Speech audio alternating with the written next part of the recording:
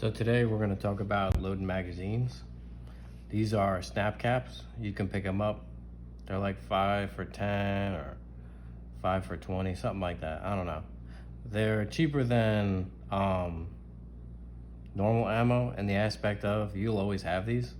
So once you buy them, you're never going to have to buy them again unless you lose them. But they're great for training aids for like dry firing and stuff like that. We'll talk a little bit about dry firing on a different video. But for me, loading up a magazine, the muscle memory, my pinky goes to the bottom of the magazine, my thumb goes to the top, and it goes perpendicular with the mag. Everything else goes as if I'm holding a pistol, these 3 fingers, then this thumb just comes up here. So I pinch the round with my fingertips, my thumb and my index finger. So I'll load it in there, I'll push down with my thumb, and then I'll pull back with my thumb. A lot of people try to force it in this way. See how that stays captive in there? It's because this curves over at the top right here. That steel curves over. A pretty decent shot of it there. So try as we can, we're not gonna be able to push that down in there. And if we do, pretty damn tough. And B, we've just ruined that magazine. Because if you can push it down, it'll pop right back out because there's a spring in there like we just saw. So for me, I'll line up halfway down, like so, and then I'll pull it back with my thumb. You can pull it back, or I'm sorry, push it back with your fingers if you want. Like once the tension's on it, you could just slide it back like that.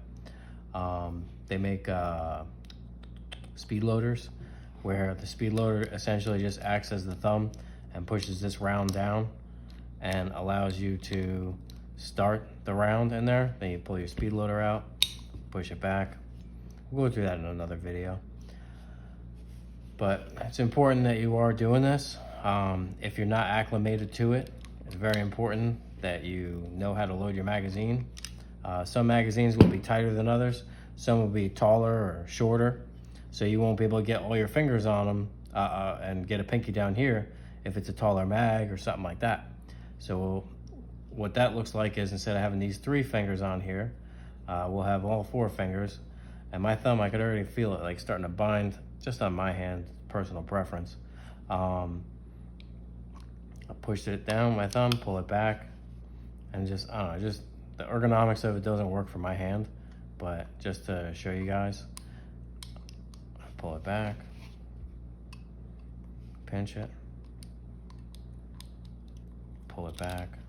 It's a little more difficult. For me, it's easier for me to stabilize it with that pinky at the bottom.